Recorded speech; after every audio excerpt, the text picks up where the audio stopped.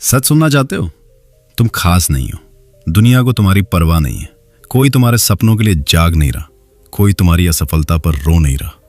तुम गिरोगे, दुनिया आगे बढ़ जाएगी। तुम हारोगे, कोई नोटिस भी नहीं करेगा। तुम रुक जाओगे, कोई पूछेगा भी नहीं कि क्यों रुके। और यही सच तुम्हें तोड़ता है, लेकिन यही सच तुम्हें बना भी सकता है। क्योंकि इस दुनिया में दो तरह के लोग होते हैं।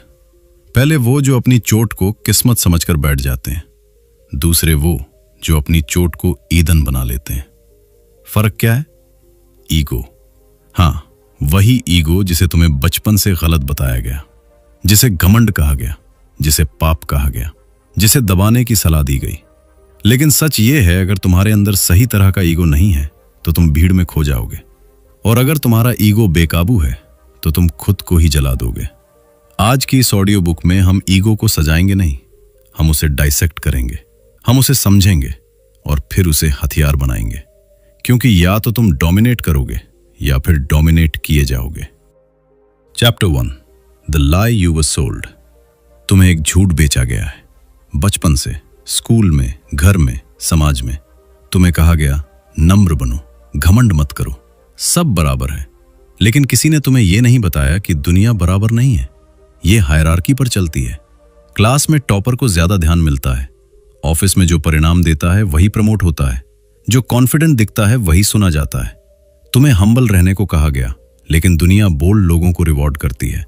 तुम्हें एवरेज बनने की ट्रेनिंग दी गई। बहुत ज्यादा मत सोचो, इतना बड़ा सपना मत देखो, जितना है उतने में खुश रहो। और धीरे धीरे तुमने खुद को छोटा करना सीख लिया। तुमने अपनी आवाज दबा दी, अपनी चाहतों को कम कर दिया, अपने स्टैंडर्ड्स नीचे कर दिए, और फिर तुमने इसे नाम दे दिया, संतोष। लेकिन अंदर कहीं ना कहीं तुम जानते हो, तुम ज्यादा चाहते हो। ज्यादा पैसा, ज्यादा ताकत, ज्यादा सम्मान, ज्यादा प्रभाव। और जब भी तुम ज्यादा चाहते हो, तुम्हें गिल्ट महसूस कराया जाता है। क्यों? क्योंकि सोसाइटी एवरेज लोगों से बनी है और एवरेज लोग एक्स्ट्रॉर्डिनरी लोगों से डरते हैं। अगर तुम उठोगे तो उन्हें अपनी मीडियोक्रिटी दिखेगी। इसलिए तुम्हें सिखाया गया, अपनी आग को कम करो। लेकिन सच्चाई यह है, अगर तुम्हारे अंदर हेल्दी ईगो नहीं है तो तुम अपने लिए खड़े नहीं हो पाओगे। ईगो क्या है? ईगो है, मैं इससे बेहतर डिजर्व करता हूं। ईगो है, मैं हार मानने वाला नहीं हूं। ईगो है, मुझे अंडर एस्टिमेट मत करो। यह घमंड नहीं है, यह सेल्फ रिस्पेक्ट का रॉ फॉर्म है। समस्या ईगो नहीं है, समस्या है अनकंट्रोल्ड ईगो। कम ईगो तुम दब जाओगे, ज्यादा ईगो तुम अकेले रह जाओगे। लेकिन बैलेंस्ड, पावरफुल ईगो, वही तुम्हें अनस्टॉपेबल बनाता है। याद रखो, दुनिया तुम्हें वही वैल्यू देती है जो तुम खुद को देते हो।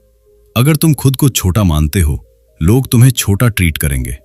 अगर तुम खुद को स्ट्रांग देखते हो, लोग सावधान रहेंगे।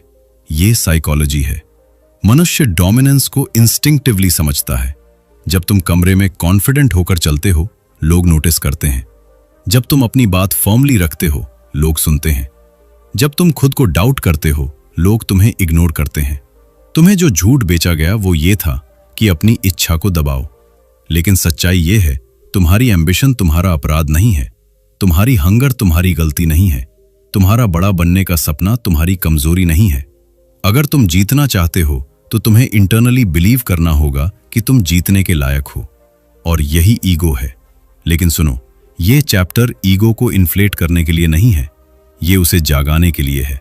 क्योंकि अगर तुम्हारे अंदर स्पार्क ही नहीं है तो फायर कैसे बनेगी? आज से अपनी इच्छा को छुपाना बंद करो। अपनी क्षमता को कम मत आंकना।